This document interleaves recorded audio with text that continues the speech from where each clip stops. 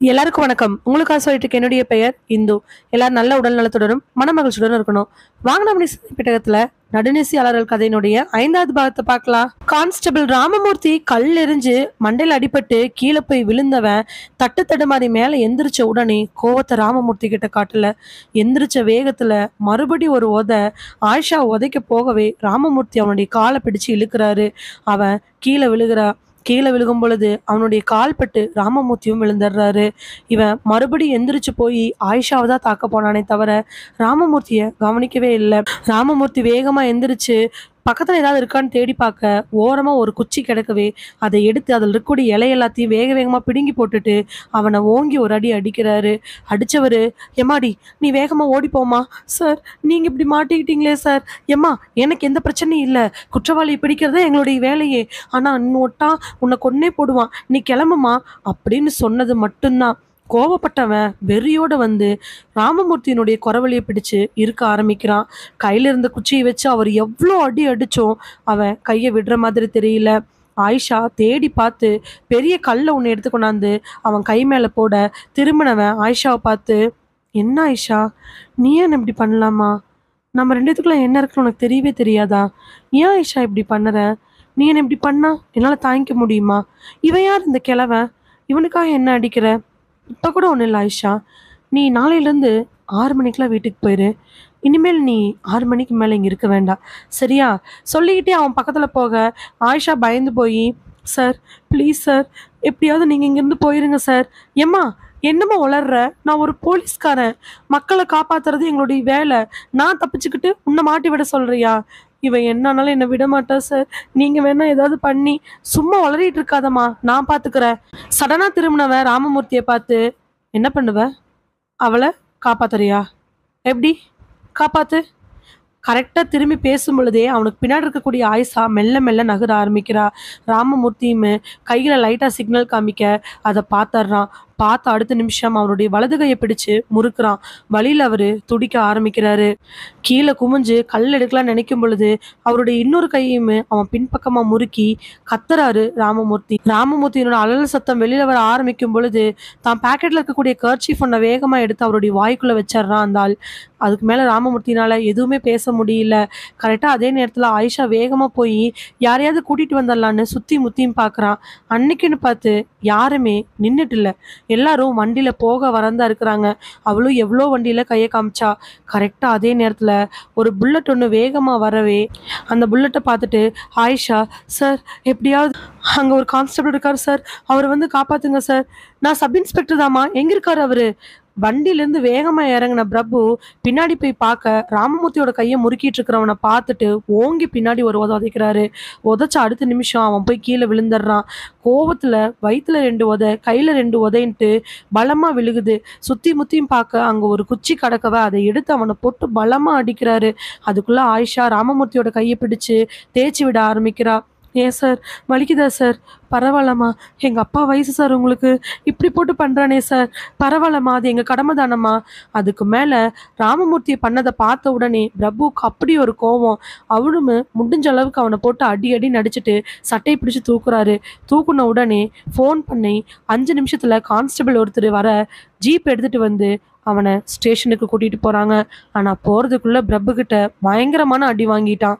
ஸ்டேஷனில் பிரபு அவனை குச்சியை வச்சு 2 அடி அடிச்சிட்டு இருக்க அதே நேரத்தில் ஜீப்பை விட்டு இறங்கி வராரு இன்ஸ்பெக்டர் சிவம். சிவம் உள்ளே வந்து 5 நிமிஷம் கேப்பில் இன்ஸ்பெக்டர் வேலுவும் அவருடைய சப் இன்ஸ்பெக்டர் கணேஷ்னும் பைக்கில் இறங்கி அந்த ஸ்டேஷனுக்குள்ளே வராங்க. உள்ளே வந்த வேலு அவனை பார்த்துட்டு நல்ல காலால் 2 உதையுமே செவினி காட்டி 2 அறை அரைஞ்சு முடியை பிடிச்சி இழுத்து அவனை பயங்கரமாக அடிக்கிறாரு. அடித்து முடிச்சவர் கையை உதச்சிட்டு பின்னாடி வர, என்ன திமிரு பார்த்தீங்களா சார், என்ன தைரியம், நீ போலீஸ்கார மேலே கை வச்சிருந்திருப்ப, வயசு என்ன ஆகுது அவருக்கு, அவரோட கையை போட்டு அப்படி முறுக்கி வச்சிருக்கிற, அது மட்டுமா 3 பொண்ணுகளை கொண்டிருக்கிற நீ, என்ன தைரியம் உனக்கு? சொல்லவே அவர் மறுபடியும் ஓங்கி உதைக்க அவன் கீழே விழுந்துடுறான். ஆனால் முகத்தில் எந்த விதமான அசைவும் கிடையாது. சிரிப்போ கோவமோ அழுகையோ எதுவுமே இல்லை. ஆனால் அவனுடைய பார்வை மட்டும் ஆயிஷா மேலேயே இருக்குது.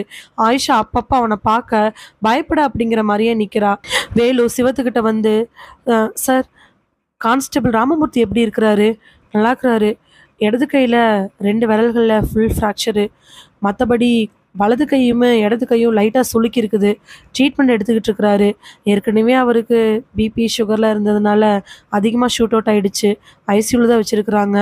எனக்கு இவனை பார்த்தா சொல்லிட்டு மறுபடியும் பக்கத்தில் இருக்கக்கூடிய கான்ஸ்டபிள்கிட்ட குச்சியை வாங்கி அவனை ஓங்கி 2 அடி அடிக்கிறாரு. அடித்ததுக்கப்புறம் திரும்பி சிவத்துக்கிட்ட சரிப்பட்டு வராது சார். இவனை சீக்கிரமாக தண்டனை வாங்கி கொடுத்தே ஆகணும். 3 கொலையை பண்ணிட்டு காப்பாற்ற வந்த கான்ஸ்டபிள் என்ன அடி அடிச்சிருக்கான் பாருங்களேன். கோவத்தில் அவர் கத்தவே பக்கத்தில் இருக்கக்கூடிய ஆயிஷா பார்த்த சிவம், எல்லாத்துக்குமே நீங்கள் தாம்மா வாய் திறக்க ஆரம்பிக்கணும். எதுக்காக இப்படி நடந்துச்சு, ஏன் நடந்துச்சுன்னு எங்களுக்கு தெரியணும். நீங்கள் கொஞ்சம் சொல்ல முடியுமா? சொல்கிறேன் சார், கண்டிப்பாக சொல்கிறேன். இதுக்கு மேலே வாயை ஓப்பன் பண்ணலினா இறந்து போன அந்த 3 பொண்ணுகளுக்குமே எப்படி நியாயம் கிடைக்கும்? இறந்து போன 3 பொண்ணுகளா? உங்களுக்கு அப்போ அந்த பொண்ணு இறந்து போனது தெரியுமா? தெரியும் சார். அப்படியேம்மா நீங்கள் வரவே இல்லை? பயந்தா சார். மாறி மாறி கேள்வி கேட்க டக்குன்னு சிவம், ஒரு நிமிஷம் இருங்க, முதல்லேருந்து என்ன காரணம், எப்படி, இவன் யாரு, இவன் உங்களுக்கு எப்படி தெரியும் அப்படின்னு சொல்லுங்க. ஏன்னா நீங்கள் அவனை ஏமாத்திட்டீங்கன்னு சொன்ன மாதிரி நான் கேள்விப்பட்டேன். அப்படியா சார்? அப்படிலாம் எதுவுமே கிடையாது சார். நான் ஆக்சுவலாக ராக்கியாபுரத்தில் இருக்கக்கூடிய ஒரு பியூட்டி பார்லரில் வேலை செஞ்சிட்ருக்கேன். சீனியர் பியூட்டிஷியனாக இருக்கேன் சார். அங்கே எனக்கு மேலே ஓனர் தான். எனக்கு கீழே 2 சின்ன பொண்ணுங்க வேலை செஞ்சிட்ருக்குறாங்க. அதே லைனில் அந்த முக்கில் இருக்கக்கூடிய ஒரு ஃபாஸ்ட் ஃபுட் கடையில் வேலை செய்கிறவன் தான் இவன். பேர் மோகன். எங்கேருந்து வந்தான், எப்படி வந்தான், எதுவுமே எங்களுக்கு தெரியாது. திடீர்னு குறுக்கிட்ட கணேசன், அப்போது அவங்களோட அம்மா அப்பா ஊர் ஏதாவது உங்களுக்கு சொல்லியிருக்கிறானா? இல்லை, எதுவுமே சொன்னதில்லை சார். எதுவுமே சொன்னதில்லையா? எதுவுமே தெரியாமல் அந்த கடையில் அந்த முதலாளி சேர்த்திருப்பாரு. குறுக்கிட்ட வேலு, கணேசன், இந்த கேள்வியில் நாம் அந்த ஓனர்கிட்ட போய் கேட்டுக்கலாம். என்ன பிரச்சனைங்கிறது மட்டும் ஆயிஷா வாயை திறந்தால் மட்டும்தான் முடியும். நாம் அதை ரெக்கார்ட் பண்ணி ஆகணும். அதனால் யாரும் டிஸ்டர்ப் பண்ண வேண்டாம். சரி சார். சொன்னதுக்கப்புறம் ஆயிஷா சொல்ல ஆரம்பிக்கிறாங்க. நாங்கள் அடிக்கடி அந்த கடையிலேருந்து ஃபுட் ஆர்டர் பண்ணுவோம் சார். ஓனருக்கு ஃபோன் பண்ணி சொன்னோம்னா அவர் கொண்டாந்து கொடுத்துருவாரு. நாங்கள் மொத்தமாக 4 லேடிஸு. யாருமே வராதப்போ ஏதாவது ஆர்டர் பண்ணி சாப்பிட்டுட்டே இருப்போம். அப்படி இப்போ ரீசெண்டாக ஒரு மாதத்துக்கு முன்னாடி வேலைக்கு சேர்ந்தவன் தான் இவன். முதல்ல கடைக்கு 2-3 பசங்க மாற்றி மாற்றி கொண்டாந்து கொடுத்துட்டு இருந்தாங்க. குறிப்பிட்ட நாளுக்கு அப்புறமா இவனே கொண்டாந்து கொடுக்க ஆரம்பிச்சு. யாருக்கிட்டையும் எதுவுமே அதிகமாக பேச மாட்டான். ஆனால் யார் என்ன காமெடி பண்ணி என்ன பேசினாலும் சிரிச்சுக்கிட்டே இருப்பான். நல்லா பக்கத்தில் உட்காந்து கை தட்டி என்கரேஜ் பண்ணுவான். எல்லாமே பண்ணிக்கிட்டே இருக்கிறதுனால நாங்களும் இவன் கூட பேச ஆரம்பித்தோம். அப்புறம் நாள் போக போக தான் தெரிஞ்சிச்சு இவனோட நாட்டம் என் மேலேயே அதிகமாக இருக்குது அப்படின்னு. இதை நான் சொல்லலை சார், என் கூட ஒர்க் பண்ண எல்லாருமே சொன்னாங்க. எனக்கும் தெரிய ஆரம்பிச்சு சார். இவன் என் மேலே ரொம்ப கான்சன்ட்ரேஷன் பண்ண ஆரம்பித்தான். எங்கே போய் உட்காந்தாலும் என் பக்கத்துலேயே வந்தான். சாப்பாடு கொண்டாந்தாலும் என் சாப்பாட்டை சாப்பிட்டான். இது போக போக அதிகமான நெருக்கமாக அவன் என்கிட்ட வர ஆரம்பித்தான். விரல்களத்தோட கையத்தோட என் மேலே ஏதாவது டக்குன்னு பட்டுச்சுன்னா தொடச்சி விடன்ட்டு அவனோட பிஹேவியரில் எனக்கு கொஞ்சம் மாற்றங்கள் தெரியவே நான் விலக ஆரம்பித்தேன். அப்போது அவன் இன்னுமே என்கிட்ட நெருக்கமாக வர ஆரம்பித்தான். சரி, இது சரிப்பட்டு வராதுன்னு சொல்லிட்டு நான் அவன் கூட பேசுகிறதே நிறுத்திட்டேன். ஆனால் அவன் விடவே இல்லை. காலையில் நான் பஸ்லேருந்து இறங்கும் பொழுது பஸ் ஸ்டாப்பில் நிற்பா சார். என் கூடையே வருவான். ஹேண்ட்பேக்கை வாங்கிக்குவான். நான் தரமாட்டேன்னு சொன்னனாலுமே ஹேண்ட்பேக்கை பிடிச்சி இழுப்பான். ரோட்டில் இருக்கிறவங்களே என்னை ரொம்ப அசிங்கமாக பார்ப்பாங்க சார். நைட்டு அதே மாதிரி தான். 6 மணிக்கு மேலே வேலை செஞ்சுக்கிட்டு இருந்தா வந்து ஆஃபீஸில் உட்காந்துக்குவான் சார். நான் 8:45 ஒரு பஸ் இருக்கும். அந்த பஸ்ஸுக்கு போகலான்னு போனால் நான் பஸ் ஏறி போகிற வரைக்கும் அவன் இப்படியே என் கூடயே தான் சார் வருவான். 24 மணி நேரம் இப்படியே பண்ணிகிட்டு இருந்தா சார். அன்னைக்கு ஃபங்க்ஷன் டைமு என் கூட வேலை செய்கிற 2 பொண்ணுகளுமே ஒரே வாட்டி லீவ் போட்டாங்க. எங்களோட ஓனர் அக்கா காலையில் வருவாங்க, ஆஃப்டர்நூன் போயிட்டு ஈவினிங் தான் வருவாங்க. லஞ்சுக்கு 1 o'clock போனாங்கன்னா ஈவினிங் 5 o'clock தான் வருவாங்க. அந்த டைமில் நாங்கள் 3 பேர் தான் இருப்போம். அன்றைக்கி அந்த 2 பொண்ணுகளுமே லீவ் போட்டிருக்கிறப்போ இவன் வந்து எங்கிட்ட உட்காந்து பேச ஆரம்பித்தான். இவன் பேசுகிற வார்த்தைகள் எல்லாமே ரொம்ப அசிங்கமாக இருந்துச்சு சார். அவனோட பர்சனல் முதற்கொண்டு சொல்ல ஆரம்பிச்சிட்டா சார். பர்சனல் அப்படின்னா அவன் டெய்லி என்ன பண்ணுறான், எப்படி பண்ணுறான், என்ன போகிறான், எங்கே போகிறான் எல்லாமே சொல்கிறான் சார். யூரின் போனால் கூட அதை டீட்டெயிலாக சொல்ல ஆரம்பித்தேன் சார். எனக்கு ரொம்ப அசிங்கமாக இருந்துச்சு. நான் வெளிப்படையாக அவன்கிட்ட, நீ இனிமேல் என் கூட பேசாத, என் கூட பழகாத, எனக்கு உன்னை சுத்தமாக பிடிக்கல அப்படின்னு சொல்லிட்டேன் சார். திடீர்னு குறுக்கிட்ட இன்ஸ்பெக்டர் வேலு, அப்போது நீங்கள் அவனை லவ் பண்ணல அப்படித்தானே? சார், நான் ஆல்ரெடி மேரிடு சார். எனக்கு 4 வயசில் ஒரு பொண்ணு இருக்கிறா. என்ன சொல்கிறீங்க? அதுதான் சார் சொல்ல வரேன். எனக்கு 32 வயசு ஆச்சு. இந்த பையனுக்கு இப்போ தான் 25 வயசு ஆகுது. வயசு கூட எனக்கு வித்தியாசம் இல்லை சார். நான் மேரிடு. எனக்கு பொண்ணு இருக்கிறா சார். அது அவனுக்கு நல்லாவே தெரியும். அதையும் தாண்டி அவன் என்னை டார்ச்சர் பண்ணுறான். ஒரு முறை என் பொண்ணை கூட நான் கூட்டிகிட்டு வந்து இதான் என் பொண்ணுன்னு காமிச்சேன். என் பொண்ணை அவன் பார்க்க கூட இல்லை. என் பொண்ணு மேலே அவன் வெறுப்பு தான் காமிச்சான். அடுத்த நாள் அவன் என்கிட்ட வந்து நார்மலாக பேசினான். ஆனால் என் பொண்ணு வந்த அன்னைக்கு அவன் நடந்துக்கிட்டது எல்லாமே வித்தியாசமாக இருந்துச்சு. இது சரிப்பட்டு வராதுன்னு சொல்லி நான் ஒரு ஸ்டெப் எடுத்தேன் சார். அப்படி ஸ்டெப் எடுக்கும் பொழுது தான் சார் எனக்கு பெரிய பிரச்சனையாக வந்து முடியும்னு நான் யோசிச்சு கூட பார்க்கல. இந்த விஷயம் எல்லாத்தையுமே நான் என் ஹஸ்பண்ட் கிட்ட சொன்னேன். அவர் இந்த வேலையை விட்டு நீ நின்னேன்னா நம்ம ஒன்றுமே பண்ண முடியாது. நானும் மாதம் 15,000 தான் வாங்குறேன், நீயும் மாதம் 15,000 தான் வாங்குற. 2 பேரும் சேர்ந்து 30,000 சம்பாரிச்சாதான் பிள்ளையை நல்லா காப்பாற்ற முடியும். அதனால இந்த வேலையை நீ விட முடியாதுன்னு சொன்னார். அதுலேயும் ஒரு நியாயம் இருக்குது சார். நான் 9 வருஷமாக அந்த அக்காட்ட பியூட்டிஷியனாக இருக்கேன் சார். எனக்காகவே வர கஸ்டமர்ஸ் இருக்காங்க. நான் இப்போ வந்தவனுக்காக எதுக்கு வேலையை விட்டு நிற்கணும்னு நான் இனிமேல் என் ஹஸ்பண்ட் கூட வந்துட்டு ஹஸ்பண்ட் கூட போகலான்னு முடிவு பண்ணேன். அவருக்கு ஆஃபீஸ் 9:30க்கு தான், ரூட் வேறு பக்கம் தான், இருந்தாலும் பரவாயில்லைன்னு எனக்காக வந்தார். நைட் அவருக்கு 7:30லேருந்து 8 o'clock முடிஞ்சிடும் சார். அதுக்கப்புறமா நானே வந்து கூட்டிகிட்டு போகிறேன்னு சொன்னார். நானும் அந்த அக்கா 9 o'clock மேலே தான் க்ளோஸ் பண்ணிட்டு போவாங்க. அதனால அங்கேயே இருந்தேன் சார்.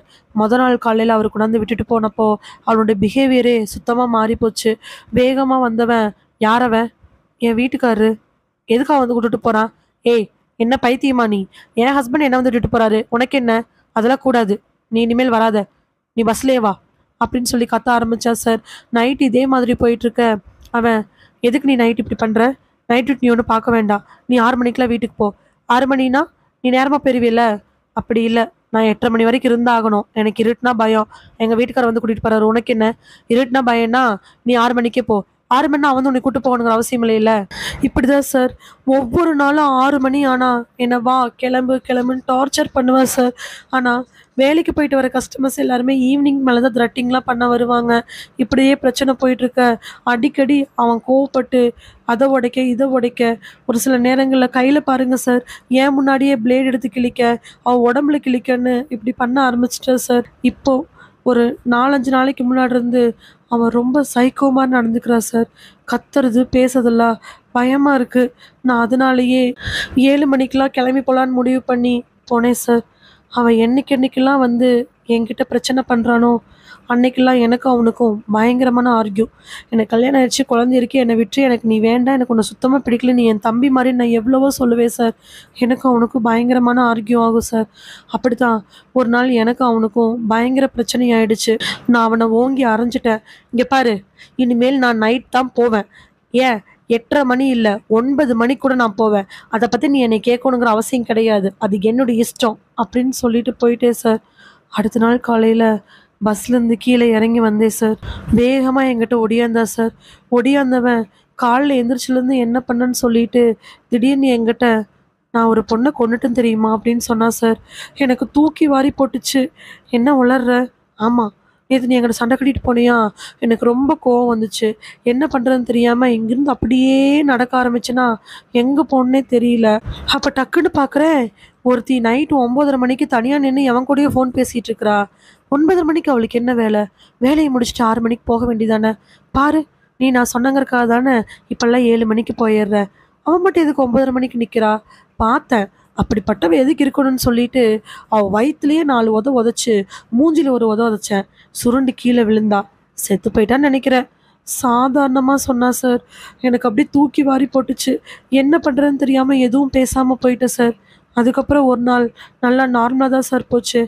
அந்த அன்னைக்கு நான் என் வீட்டில் ஏதோ ஃபங்க்ஷனுங்கிறதுக்காக ஹாஃப் டேலேயே போயிட்டேன் சார். நெக்ஸ்ட் டே அதே மாதிரி நான் 8:30 போனேன் சார். அப்போ பஸ் ஸ்டாண்டுக்கு வந்து எங்கிட்ட பயங்கரமாக பிரச்சனை பண்ணா சார். ஹஸ்பண்ட்னால டெய்லி வந்து கூட்டிகிட்டு போக முடியலங்கிறனால அடிக்கடி பஸ்ஸில் போவேன். பஸ் ஸ்டாண்டில் நின்றுட்டு எங்கிட்ட எக்கச்சக்கமாக பிரச்சனை பண்ணிகிட்டு இருந்தான். நான் உடனே ஒரு ஆட்டோவை பிடிச்சி கிளம்பிட்டேன் சார். அடுத்த நாள் காலைல வந்து ஒரு பொண்ணை கொண்டுட்டேன்னு சொன்னான். முன்னாடி ஒரு பொண்ணை கொண்டன்னு சொல்லும்போது கூட நான் நம்பலை. மறுபடியும் ஒரு பொண்ணை கொண்டன்னு சொல்லும்போது தான் சார் எனக்கு ரொம்ப பயமாக இருந்துச்சு. அதே அன்னைக்கு வந்த கஸ்டமர் ஒருத்திங்க புளி மரத்து கீழே ஒரு அடிபட்டு கிடந்துச்சு. அந்த பொண்ணு பாதி உயிரோட ஆஸ்பத்திரி கூட்டு போயிருக்கிறாங்க. எவனோ ஒருத்தர் வயிற்றுலேயே அடி நடிச்சு அந்த பொண்ணை மயக்கமோட வச்சிட்டான்னு சொன்னாங்க சார். அப்போ தான் எனக்கு தூக்கி வாரி போட்டுச்சு சார். 2 நாளைக்கு முன்னாடி ஒரு பொண்ணை எங்கேயோ ஒரு இடத்துல கொன்னவன் மறுபடியும் இங்கே கொண்டிருக்கிறான். இந்த 2 நாள் என் கூட அவன் நைட்டு நீ லேட்டாக போகிறேன்னு சண்டை கட்டிகிட்டு இருந்தா சார். எனக்கு அப்போது ரொம்ப பதட்டம் ஆயிடுச்சு. என்ன பண்ணுறதுன்னு தெரியாமல் நான் வேலைக்கு லீவே போட்டுட்டேன் சார். மறுபடியும் நேற்று தான் சார் நான் ரீஜாயின் பண்ணினேன். 2 நாள் லீவுக்கு அப்புறமா வந்த உடனே கரெக்டாக பஸ் ஸ்டாப்பில் நின்றுட்டு இருந்தான். இன்றைக்கி ஒரே முடிவாக பேசிடணுன்னு நான் முடிவு பண்ணி அவங்ககிட்ட பேச ஆரம்பித்தேன். மோகன், நீ பண்ணுறது பெரிய தப்பு. நீ 2 பொண்ணுங்களை கொண்டிருக்கிற. நீ பண்ணுறது சுத்தமாக சரி கிடையாது, ஞாபகம் வச்சுக்கோ. நான் இதை போய் கண்டிப்பாக போலீஸ்கிட்ட சொல்லுவேன். போலீஸ் நிச்சயமாக உன்னை வந்து பிடிச்சிட்டு போவாங்க. நீ தண்டனை அனுபவிச்சுதான் ஆகணும். என்னன்னாலும் சரி, நான் யோசிச்சு பார்த்துட்டேன். என் பயத்தையெல்லாம் விட்டுட்டு என் குடும்பத்தையெல்லாம் பற்றி யோசிக்காம நான் போலீஸ்க்கு போக தான் போகிறேன். போ, எனக்கு எந்த கவலையும் இல்லை. ஆனால் நீ இன்னைக்கு சாயங்காலம் 6 மணிக்கு வீட்டுக்கு போயிடுவியா? நீ வீட்டுக்கு போயிரு 6 மணிக்கெலாம். பைத்தியக்கார மாதிரி வளராத. 2 கொலை பண்ணியிருக்க நீ. 2ஆ? 3? 3ஆ? என்ன உளர்ற? ஆமாம், அன்னைக்கு வாட்டி நீ உன் புருஷங்கூட பஸ் ஏறி போனேல்ல, அந்த அன்னைக்கு எனக்கு பயங்கரமாக கோவமாக இருந்தேன். உன்னைய நினைக்க நினைக்க எனக்கு அவ்வளோ கோவம் வந்துச்சு. நான் இருக்கும்போது எதுக்கு நீ அவன் கூட போகிற அப்படின்னு. அப்போது சோகமாக போய் பஸ் ஸ்டாண்டில் உட்காந்துருந்தேன்னா, அந்த சமயத்தில் பார்த்தா ஒருத்தி 9:45 மணிக்காட்ட வரா. வந்து அவன் கூடயே ஃபோனில் பேசிக்கிட்டு இருக்கிறா. நாய்க்குட்டியை வச்சு கொஞ்சிக்கிட்டு இருந்தா. நாய்க்குட்டியை வச்சு கொஞ்சறவ எப்படி இருப்பா? அதனால தான் அவளை கொன்னேன். அவளுக்குலாம் 9:45 வரைக்கும் பஸ் ஸ்டாண்டில் என்ன வேலை? ஏதோ தப்பான தொழில் பண்ணுறங்காட்டி தானே 9:45 மணிக்கு பஸ் ஸ்டாண்ட் நின்றுட்டுருக்குறா. ஏய் சீ, பொம்பளைக்கு எல்லாருமே அப்படியே இருப்பாங்கன்னு நினைக்கிறியா? எத்தனை பொம்பளை கஷ்டப்பட்டு சம்பாரித்து நைட்டு 10 மணிக்கு போய் சோறாக்கி குழந்தைங்களுக்கு போட்டுட்டு காலையில் எந்திரிச்சு போகிறவங்க இருக்காங்க. உனக்கு இதெல்லாம் தெரியாது? உனக்கெல்லாம் அம்மா அப்பா கிடையாது? அதெல்லாம் பற்றி நீ பேச வேண்டாம். நீ இனிமேல் 6 மணிக்கு கிளம்பி போயிரு. எங்கே வேணாலும் போ, யார்கிட்ட வேணாலும் சொல்லு. ஆனால் நீ அவன் கூட மட்டும் போகக்கூடாது. நீ என் கூட பேசிக்கிட்டே இருக்கணும். நீ எனக்கு எல்லாமே பண்ணணும். நான் இன்னைக்கு காலிலேருந்து என்ன பண்ணேன்னு தெரியுமா? சொல்லிட்டு அவள் ஏதோ பேச ஆரம்பிக்க அவள் கோவப்பட்டு அங்கேருந்து வந்துடுறா. சைக்கோ நிலைமையோட உச்சக்கட்டம் தான். அவனோட மனநிலைமை எப்படி இருக்குன்னு இவனால் புரிஞ்சிக்கவே முடியல. அந்த அன்னைக்கு சாயங்காலம் 5 மணி அப்படிங்கும் பொழுது அவன் வந்து அந்த இடத்துல உட்கார ஓனர் பார்த்துட்டு, என்ன இதெல்லாம்? அக்கா எனக்கு எதுவும் தெரிலக்கா, அவனை போக சொல்லு முதல்ல. வெளியில் வந்தவ, ஏன் மோகன் இப்படி பண்ணுற? நீ கிளம்பு. நீ கிளம்பலையா? மணி ஆயிடுச்சு. நான் இன்னும் கொஞ்ச நேரத்தில் கிளம்பிடுவேன், நீ கிளம்பு. நான் சொன்னால் நீ கேட்க மாட்டியா? கேட்பா ஐஷா, நீ சொன்னால் நான் என்ன வேணாலும் கேட்பேன்.